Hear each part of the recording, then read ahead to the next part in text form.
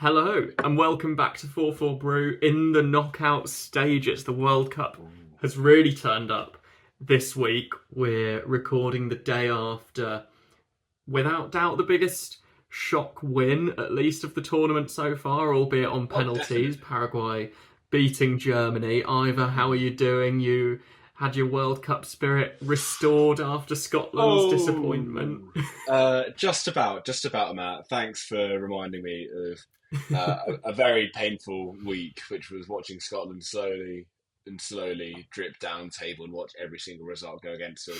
Remember, there was a BBC article which when we were at 0.06%, and I was like, well, just Yeah, don't even bother at you're that point. relying on like Croatia to lose 5-0 and Yeah. Senegal to lose like 4-2. Like, just don't say like, at that point. It's ridiculous. Yeah, that's unfair. I nearly recovered until Brazil beat Japan. Brazil are now my enemy in the World Cup. I think that's fair enough. Yeah, that is Sadly, to I'm be fair. very anti-football, but it's got to be done. Uh, but I'm good. I'm good. I just enjoyed watching the Ivory Coast Norway game where Norway have gone through. And Yeah. I'm looking forward to England DRC. That is going to be a fun game. Uh, that's going to be a very fun game. Yeah, and what we're less than 24 hours out from it now.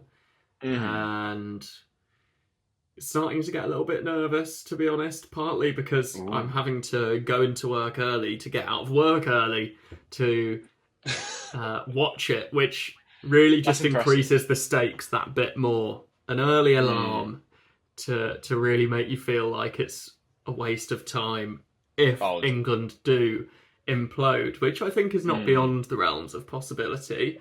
It. But I before, think the implosion's more likely to come in the round of 16. But yeah, it is looking that way.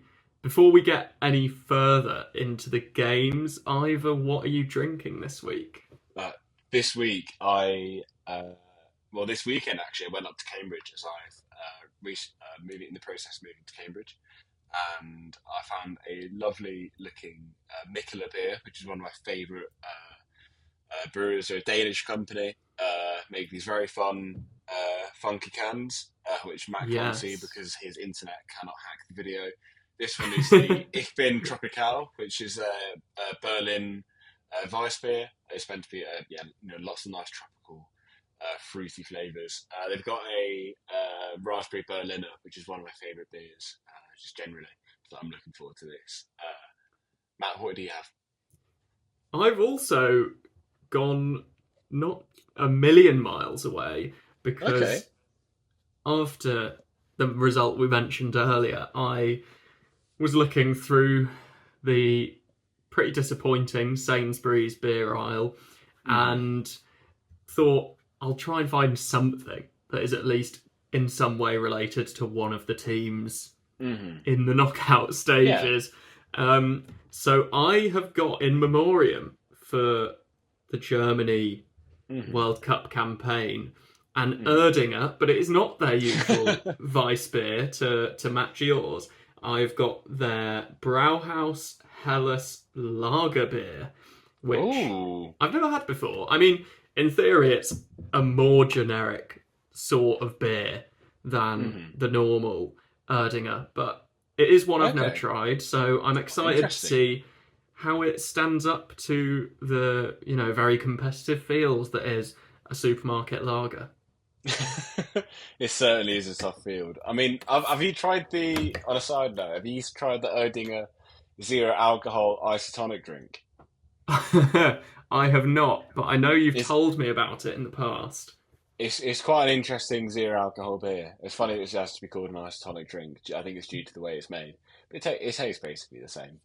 Oh, Uh, okay. you were speaking of a disappointing Sainsbury's aisle, Matt, and one team that certainly has disappointed in recent days, as we touched upon earlier, is Germany in their game against Paraguay, which they went into at the end of extra time at 1-1, only to lose on penalties in a pretty poor showing all round. I mean, you could argue they should have won it with a very flimsy goal being ruled off against for a foul against the Paraguayan keeper. But it was otherwise, honestly, I think it really just showed that Germany are not a tier one nation anymore. Yeah, I mean, I can't remember if I voiced this on the podcast. I think I managed to forget to mention it in our actual prediction show, thankfully.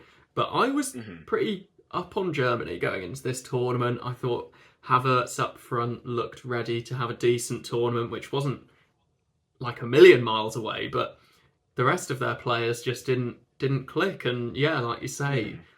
it was so bizarre that with all the talent they had on the pitch, they had to resort to Hmm. just swinging in crosses to two strikers, and that's how they got the only goal of the game, which was one of the only times that they really managed to look threatening. Certainly, and obviously the goal you mentioned that it should have been given, the Hmm. Jonathan Tah not winner, was from another But cross, but you think I with don't think Germany should be Musiala and relying on Verts, yeah, you should be exactly, at relying your on something like that. disposal.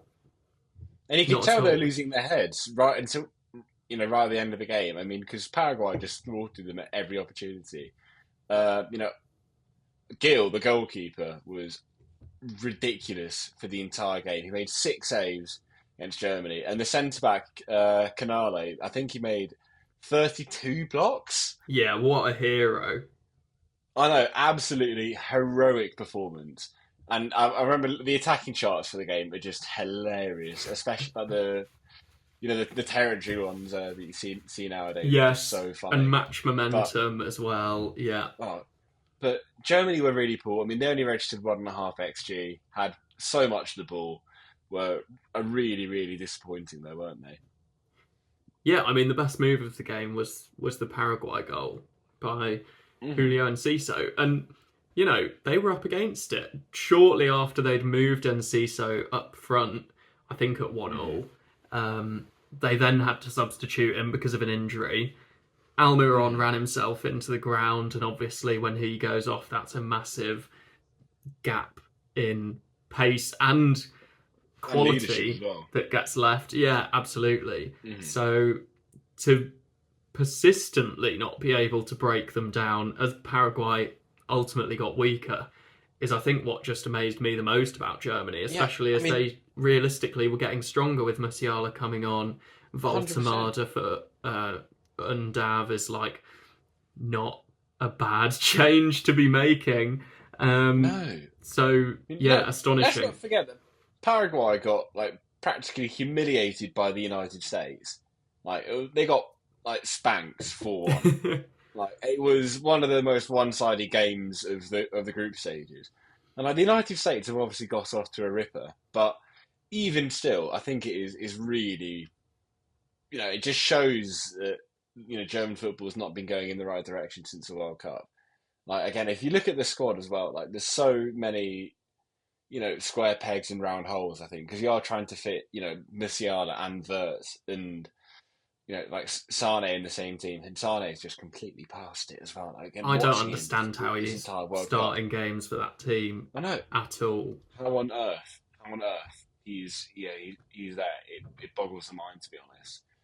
Yeah, Kimmich at right back, and Nathaniel Brown, who's been good, in an attacking sense, but hasn't really offered the solidity that you'd expect from you know Germany's left back. I mean, they've not been great at producing fullbacks in recent times, but even still, it's really disappointing. Yeah, and setting up for Paraguay a massive glamour tie against the winner of France and Sweden, who played tonight as we record. Hmm. Another game that you wouldn't expect them to get through, but you just never know. I mean, I Sweden are know weak Sweden have enough looked at the weak at the back to back. be got at, but you've got to assume France are going to be the eventual opponents. Yeah, Um, yeah, sadly so. but even then, I think Paraguay just showed such defensive resilience, and Hmm. they're clearly good for a wind up. And I think there are players in that French team that could rise to that, to be honest. Oh, definitely. Imagine Adrien Rabiot getting subjected to what Musiala fell for in his time on the pitch. I think it could be quite a bloody affair. Yeah, that. Yeah, 11, 22 people aren't leaving that football pitch. Certainly not at the same time. Definitely not. Um, Other disappointments in this round, or at the very least recently, would you put the Netherlands in there? I mean, you would say out of all the group winners, they probably got the toughest draw in Morocco, not only just in matchup, but also just the quality of the team. Yeah. But they were really unimpressive. Again, none of us watched the game as it was at 2 a.m., but really poor statistics, and I think confirmed at the very least what I felt, that they would not do great because they weren't very good. No, and after a very convincing group stage, um, they just couldn't translate it enough. Obviously, Morocco, great team, one of the top 10 in the world at the time of the tournament. And Mm-hmm. yeah, like you say, really rough draw for the Netherlands to be getting. But I still think the attack that the Netherlands seemingly were able to put together in the group stage, the sort of emergence of Brobby as a really good Mm. number 9 option for them.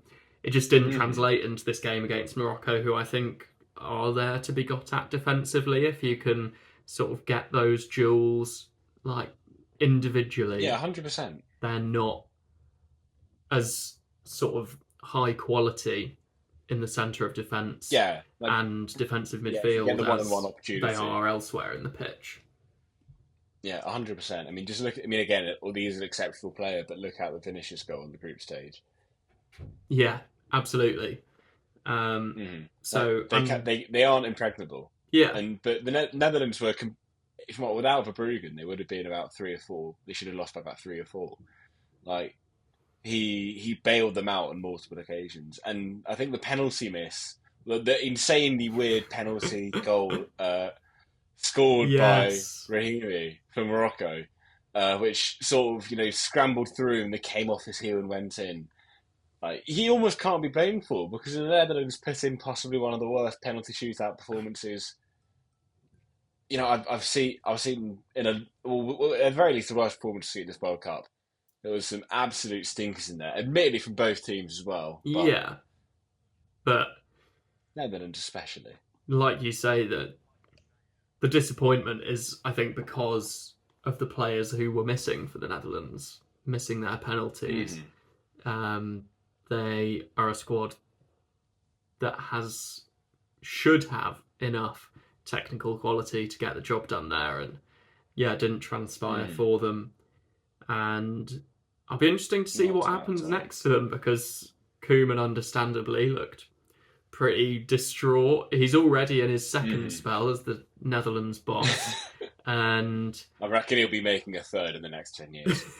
and yeah, exactly. That means he's got to leave at some point before it. So I wouldn't be surprised if they maybe roll the dice, because yeah, a lot of changes to Eric their Ten team for Hag, this here we tournament. come. Eric Ten Oh, Hag is nailed on to get that spot. Honestly, that is worth putting money on. You've heard it here first. Get Andy's bet tips. Get out. But nothing else. we'll Although be gamble responsibly, please. coming on to more predictions in a little bit, but I know you want to talk a bit more about Brazil, Japan, which disappointing Yes. for us, not so much either of the teams involved. I mean, I think it's very disappointing for Japan to concede in such a late manner. I think it's something that always happens in knockout football. There's always late goals, but it was pretty much at the last kick of the game. And again, I was rooting for Japan after Brazil trounced Scotland. I'm donning the support of whoever's playing them, and I felt that I've put them as a potential dark horse, although they've been mentioned a lot. So I really wanted them to do well, and they did have a really solid performance in the first half. Brazil were completely shut out. I mean, Vinicius had an unbelievably quiet game up until his near wonder goal. Yeah, Um, but Japan were, which I mean is a weird thing to caveat that with, isn't it? But every time a Brazilian player got on the ball, they were clamped by 4 Japanese players immediately. They had such a tight line, and they maintained again really good defensive discipline, which is what we've come to expect from the Japanese team. They've been drilled so well. Um, But in the second half, there was just the Ancelotti magic. You just raise the eyebrow a couple of times, and Brazil just clicks into gear. Casemiro, who in the first half looks like, he was going to be hooked at like before half time. Yeah. He was put in a shambolic performance, completely transformed, like controlled the game, got a lovely goal to equalise. Was just unbelievable. And Brazil really had Japan pressed in for the entire second half. To be honest, they couldn't get out no matter what they did. And maybe if they had Kubo or Matoma, this may have been a little bit different for them. But yeah, Brazil did look a lot more dominant in the second half. Maybe that's a result of the high press and the intense style Japan are playing. But is what it is. I think this definitely has highlighted though Brazil can be beaten. I think this was seen through the group stage, or maybe against Morocco a little bit. Against the smaller teams such as Haiti and Scotland, Brazil did. Brazil things. But I think it really does show that they can be, gotten at. And I think when they play, it'll be very interesting when they play Norway. Yes, of course. I'd forgotten that was the fixture that they've set up. Absolutely, they can get exposed by Norway, and it's just remarkable what an Ancelotti eyebrow raise will continue to do in 2026. And it's like the truest special sauce. Along with Zidane like rubbing his head. Yeah. I think what's surprised me most about Brazil this tournament so far has been the use of their squad. They're obviously stacked with attacking talent, but aside from the number 9 position, which they're relatively unsettled or just generally weak in, I wasn't expecting there to be that much rotation. They seem to have had a pretty settled team down recent years. Obviously, Vinicius has been involved, but Paqueta's been more or less a mainstay, despite the variety in his fortunes throughout that time. And then, because he has been appalling at West Ham within that period. Yeah, he's been a Brazilian record transfer to Fluminense, and he's just not really impressed. He's like flattered to deceive. Yeah, but nevertheless, Ryan has managed to make his way into the team. He's looked great. He's an awesome player. Absolutely, he's going to be terrifying at Bournemouth the next few years. Watch him. Yeah, and then Martinelli coming off the bench to make the difference in this game, albeit because of an injury to Paqueta, I believe. Bet you love that. Yeah, absolutely. The silver lining to the ruining of a nice underdog win was an Arsenal player being the man to score. Totally. And he really did not leave long left to do it as well. How much time was left in the game? I think it was on dead 95 minutes, 0-0, with a last minute of stoppage time to play after that. So basically left Japan no chance to claw it back. They only had 59. They only had 59 seconds to put it back in. That's 2 weeks in a row now Is that I've missed your cue, but not quite as bad as last week. Yeah, absolutely. No. It's a good time for just 59 seconds. Yeah. The game where this time Ivor is going to be picking up the gauntlet and trying to talk for 59 seconds about something that is vaguely related to this week in the football news sphere. So I've come up with a list of topics. I'm ready. And I'm going to spin a mystery wheel to pick one, which Ivor cannot hesitate, repeat himself, or deviate from when he talks about it. And it's landed on... Got to stay on truth and topic. Truth and topic, of course. It's landed on... What is it? Someone tangentially related to my beer, Jurgen Klopp. Okay. Oh, okay. Sort of in the news for a couple of reasons more recently. So, on my count, Ivor, 59 seconds on Jurgen Klopp, please. I look moist. 3, 2, 1, go. Jurgen Klopp is arguably one of the most successful German managers of all time. Although he wasn't the most special player, he made a name for himself at Borussia Dortmund, winning the German Bundesliga, and then went over to Liverpool, who recreated a team that competed toe-to-toe with Pep Guardiola's Manchester City, getting to very nearly the 100-point tally on multiple occasions. Won the league, won the Champions League, won all the other domestic trophies, and looked very, very impressive. Recently, he left Liverpool. His replacement Arne Slot came in due to how tired the job had made him and how intense it was.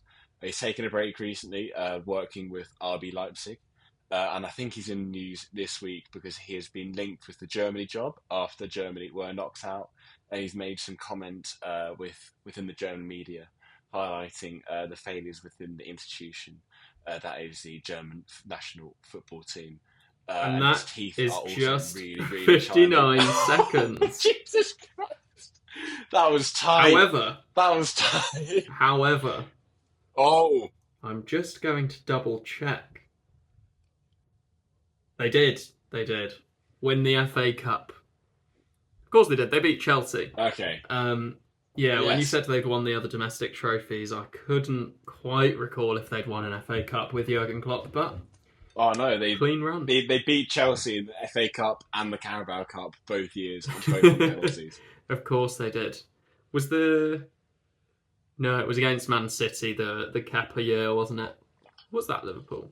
Maybe. Maybe.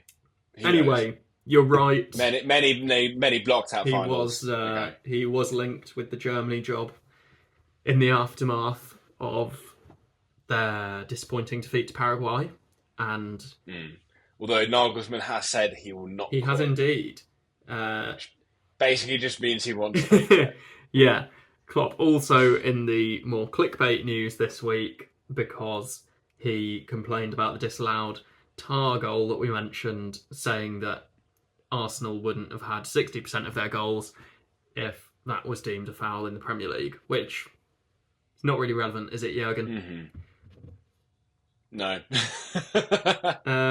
Elsewhere in the news this week, the one I was hoping it would land on for you was, in quotes, the badge. Can you hazard a guess as to why I wrote that down?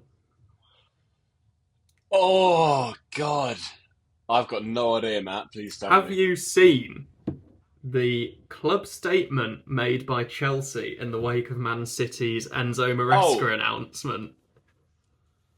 Oh God, yes, I have.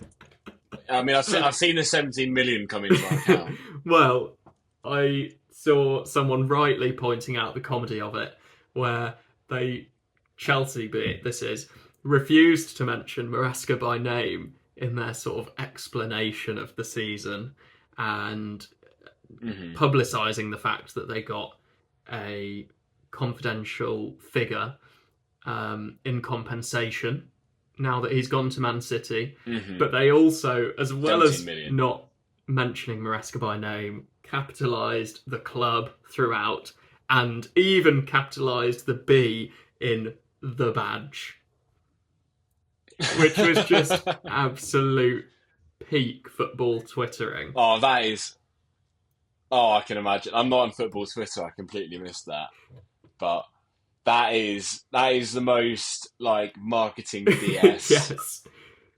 Drum up some fan sentiment. Like, as if the word "the badge" is part of like Chelsea's identity. I mean, obviously the badge is, but like not the phrase of the badge. Like, why would you trademark that? That's like trademarking the phrase football. Yeah, and I think the statement ended with something along the lines of, "We look forward to the new season with Xabi Alonso as our head coach, who is a man with paramount football acumen and the utmost integrity." I mean, it's not really an excuse to how bad our season was, but I mean, from how it sounded, him just being like, "Oh, by the way, I want to go to Man City," isn't. There's nothing we can really do about that, and it also doesn't really paint him in the best light. It doesn't really. If you're Man City, you're really wanting that. No, it does make them look a little bit cowboyish, to to be honest. Oh, definitely. And 117. the last couple of things, penalties, obviously, we've waffled about already. And Fernandez. I was going to just say Fernandez and give you... Oh, I was hoping you were going to put give you this the in. choice of Fernandez's, but obviously the one in the news I think the main one for this is Mateus Fernandez, correct. isn't it? He's Spurs with an £85 million bid accepted for him. What has happened to football, man? This is. I think this is like the part where we like. There's no looking back. It's quality. Like, Spurs, having barely escaped relegation, have gone and picked up for a record fee, if I'm not mistaken, the bloke who missed a chance but could have sent them down. If he'd scored that goal against Arsenal, who knows? Spurs and West Ham could have swapped places. But yeah, a ridiculous sum of money to be paying rather for him. Oh God! And for a player who is not the finished product, was like pretty good for West Ham for like parts of the season, but like looked his price. Like didn't look. He wasn't like ripping trees up. He wasn't like an Elliot Anderson. He wasn't like unbelievable. And this fee is so high, and the amount of play they could have got Angelo Silla and then another player. Yeah, for this much. Like it's insane. Like it's insane. And at the very least, they didn't spend it on Tonali, who would have been even worse. Yeah, true. Like that would have been 100 million on Tonali would have been possibly one of the that is I'd say worse than the Lukaku transfer. If they did that, I actually would have put Spurs in near the relegation zone again. Yeah, but because it wouldn't fix the main problem, which they can't pass from the midfielder. Van Heck is obviously a really, watching him in the Netherlands game, his passing is just unbelievable. But they need more than that. Yeah, and hopefully Mateus Fernandez can make it a hat trick of relegations in as many years next year with his new club. That Aaron Ramsdale. Perfect. Is there anything else? That is it. Is there anything you think I missed? No, I was actually going to say the Mateus Fernandez one if you didn't mention it, but you did a good job. So I'm more clear on that. Should we move on to our final section? I would love to.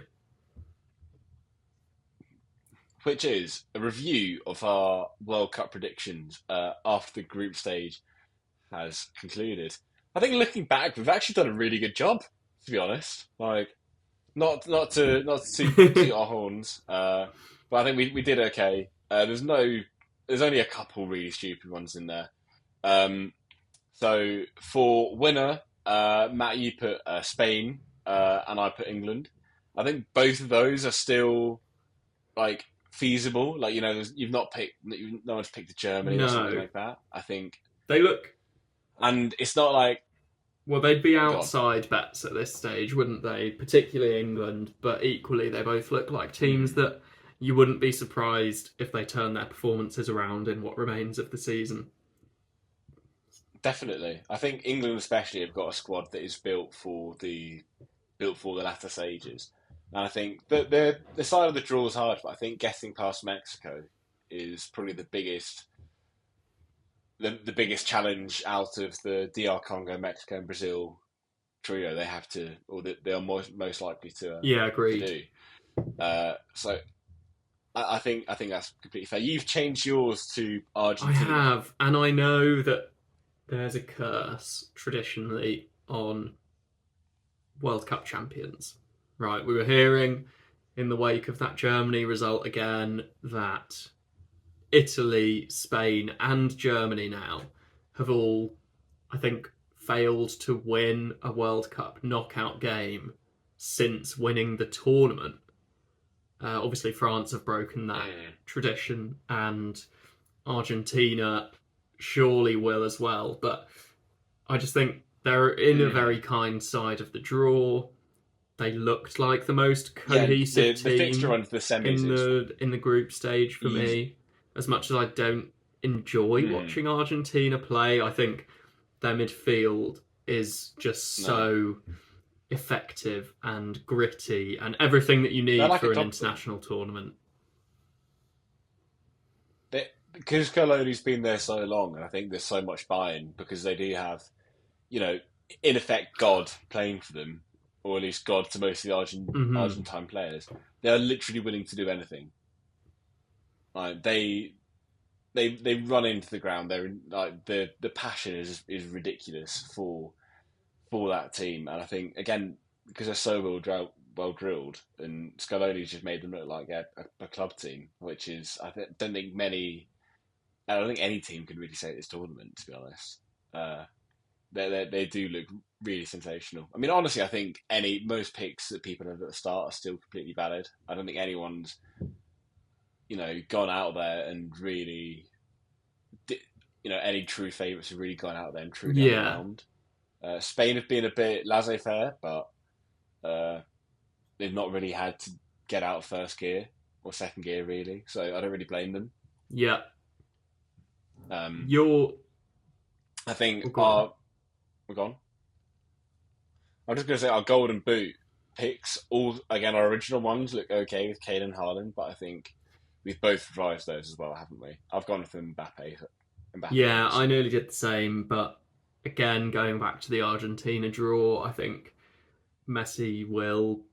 It'll go either one of two ways, or it'll be in the middle.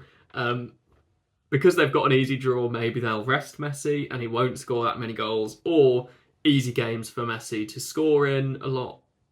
Or the third option is A, they I rest mean, him, B, he comes on off the bench in every game and scores a goal or mm-hmm, two in every game off the bench until it really gets serious. mm-hmm, So, yeah, I think mm-hmm. Messi's probably the He's got the obvious record bet. now. He does have the record, but Mbappe is Yeah, nipping at his heels throughout, isn't he? definitely. Mbappe is looking to be potentially the best World Cup player of all time. Yeah. Is terrifying. Um, yeah, no, it's just ridiculous. I don't think we need to discuss this really. Biggest overachievers, I think you've put USA, I put Norway. I think I'm pretty happy to hold both of those. I think I'd be convinced to change to USA because they do have again very easy draw. I think they could actually get to the Yeah, because quarters. their potential round of 16 tie, if they win in the next few days against Bosnia Herzegovina, is the winner of Belgium and Senegal, who I think are both decent teams, but certainly not ones that you think are out of sight for the US based off how they've played so far. Oh God, no! So, yeah, I'm willing to lump on Egypt, them making the quarters. no. I mean, Belgium were arguably the third best team in their Yeah, group, and Senegal the same. To be honest, like they were both like I think Senegal maybe got a bit hard done yeah, by the group, but yeah, like both definitely winnable after the Bosnia game. And again, Norway having just beat Ivory Coast, I think actually could really threaten Brazil. Uh, I think the defenders do kind of scare me a little bit for Norway. They are a little bit frail, especially at fullback. Um, but if they get any form of result against Brazil, then that'd be a huge overachievement. And if I'm honest, getting out of the group against an Afcon winner and a recent World Cup winner is pretty impressive, and coming second in it and convincingly so is pretty good going. yeah, and I like with Norway, they got stick for it at the time, but the fact that they rotated really heavily against France in that final group game means we've Oh, we've not what wouldn't you? really The three, seen and then what they can do against that big team, which is what's making that Brazil game so yeah, enticing. it's it's hiding that Yeah, surprise, isn't it? And it makes complete sense because you're like unless you throw absolutely everything at it, you're not going to get you're probably not going to win, and it's not really worth it given you're already through and second and have a pretty decent draw. Like, sure, you'd play Sweden, like whoop de doo, it'd be a slightly easier game than the Ivory Coast, but is it really worth it? And then after that, I mean, to be fair, they're going to play Paraguay yeah, after but you that, couldn't have but seen that coming. so maybe it was worth it. Maybe it Yeah, was worth it. Even then, I think they'd probably beat Yeah, Germany. well, on the evidence of last night, absolutely. Yeah, 100%. They are a shocking team. Most exciting group. You kept yours in Group F, which is completely Yeah, the fair. Netherlands and the rest of that group. Oh no, sorry, I'm going to cut because we skipped Oh, biggest underachiever. go on then. Uh, Speaking of Germany, Matt, who have you changed your Yeah, biggest underachiever? absolutely. I predicted the Netherlands, and even though they've gone out at the same round as Germany, I think at least the Netherlands showed something in this tournament, even if it didn't get them as far as they They might have showed liked. they showed more than they showed more than Germany Comfortably. anyway, but not that Yeah, again. The yeah. I bar's mean, low. after that 7-1 opening victory for Germany over Curacao, they've looked really stodgy and it's cost them. So, yeah, for me, by I far mean, they look the biggest stodgy against overachievers, Curacao. underachievers rather. 100%. I mean, I think my hope for a French 2010 style meltdown was more fiction than anything. I think hearing Mbappe saying he's actually willing to press now is quite a scary thought. So it's obviously not them. My other biggest disappointment was Uruguay, who I thought really could underperform in that group, and they most certainly did. Went out to Cape Verde, who completely outclassed them when they played them. Got outclassed by Saudi Arabia when they played, and yeah, slumped to a very dulcet defeat to Spain. So definitely disappointing. Um, I'm going to potentially put my biggest disappointment as. I mean, this is a bit bold given they've not played nor gone out yet. But Oh, Portugal, interesting. they have just looked like. I mean, with that squad, you'd think they'd just be hands down the best player in the group, but they were like it was clearly Yeah, Colombia, to be honest, and at least to my eyes, anyway, he played them like pretty much off the park, and I think most people would agree that Portugal have the squad to that could win a World Cup. There's a World Cup winning team in yeah. that It in that just doesn't squad. have Ronaldo in it. Yeah, it just doesn't have Ronaldo in it. And the thing is, like, it's not like Portugal see this and are like trying to find it. They think they're like perfect. They think there's like nothing wrong. They've got Bobby Martinez in for Yeah, Christ's sake, like who is undoubtedly like a second or third rate manager who just keeps somehow getting jobs. And again, I've heard rumors in the Transfer Flow podcast that he's actually starting Ronaldo because he's got a preset contract to join Al Nassr, which would be crazy if he decides to like sack off the Portuguese golden generation for a yeah, Saudi that'd be bag. ridiculous.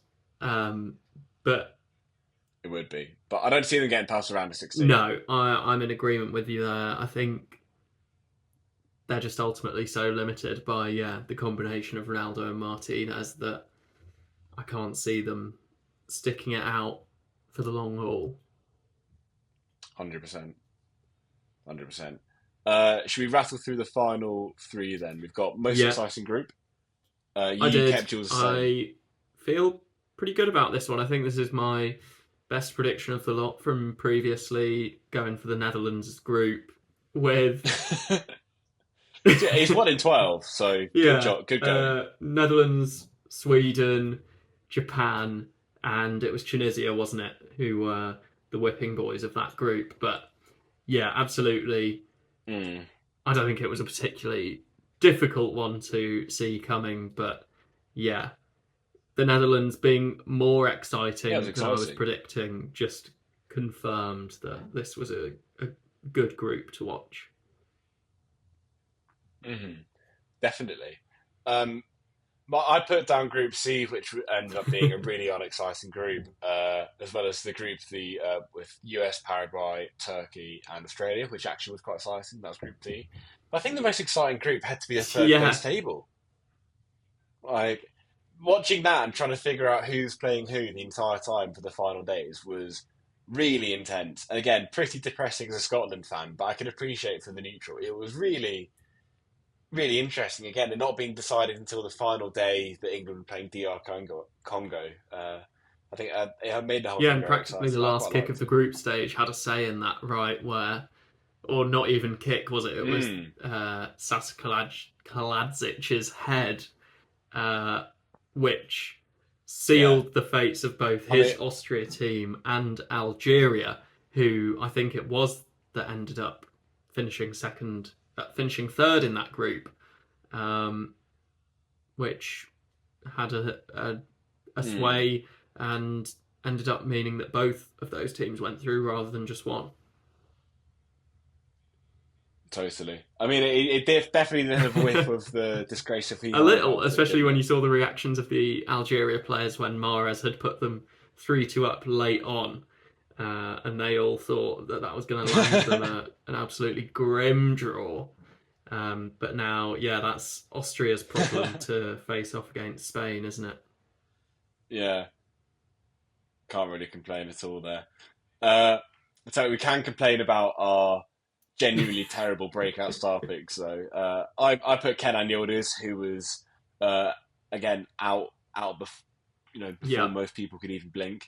Uh, Turkey were extremely disappointing. Just felt like they're constantly taking pot shots. Um, really, really rough stuff from them, to be honest. I've corrected mine to uh, Bouadi from Morocco. He again just absolutely bossed the first couple games. Has looked pretty yeah, I didn't tasty. think he was going to live up to the pre-tournament hype, but I've absolutely loved watching him in the Morocco midfield, as I've said before. Yeah, really impressed by him. Mm. And as I have been with Ryan, as I mentioned earlier, he's my revised breakout star pick. Oh, Obviously, 100%. Premier League fans know a lot about him from the last 6 months anyway, but I don't think anyone, Mm-hmm. despite that, was expecting him to get himself into this Brazil team so soon in the World Cup. Mm. And Yeah, yeah, so exactly. easily as well. Like he's Yeah, watching and Rafinha. and that's usurped my original pick of Nico Paz, who has been most notorious this World Cup for his transfer saga, which has gone on parallel to it. So Mm. yeah, he's not been able to have the impact that I was hoping, but I'm sure he will in the years to come. Yeah.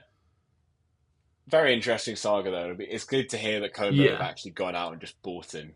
I'm quite happy with that. I think Hmm. that's the best outcome for all. Tell you what wasn't the best outcome for all though is our predictions for the once Well, England Scotland get to you putting Scotland getting to yeah. the quarterfinals.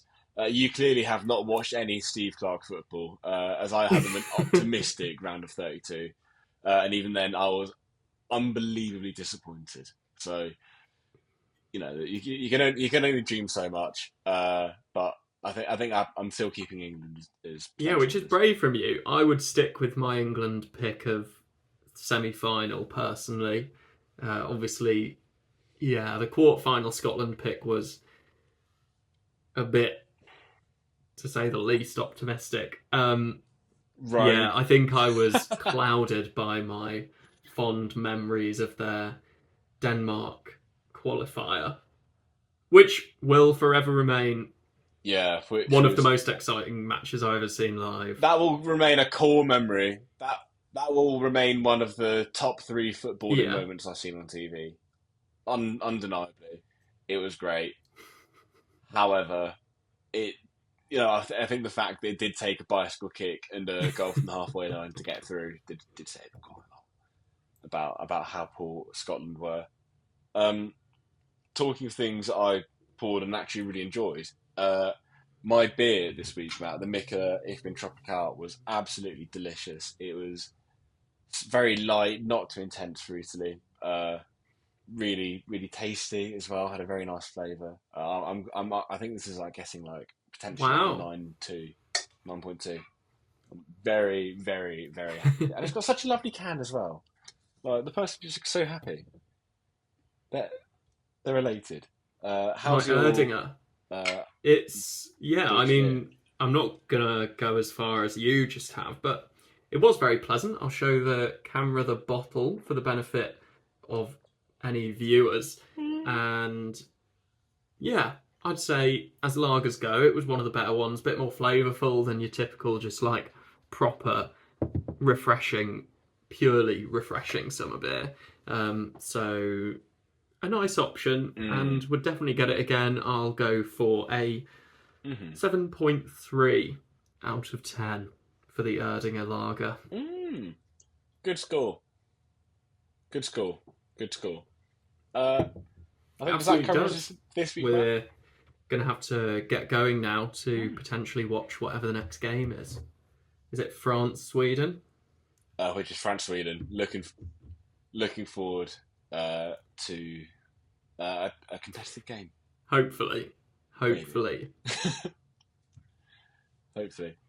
We can pray. We will see you all next week. If you have actually listened to us multiple times, by the way, if you can be bothered, liking, subscribing, following, on whatever platform you listen to would do us. Yeah, absolutely. Good. So if you do, we'll catch you next week.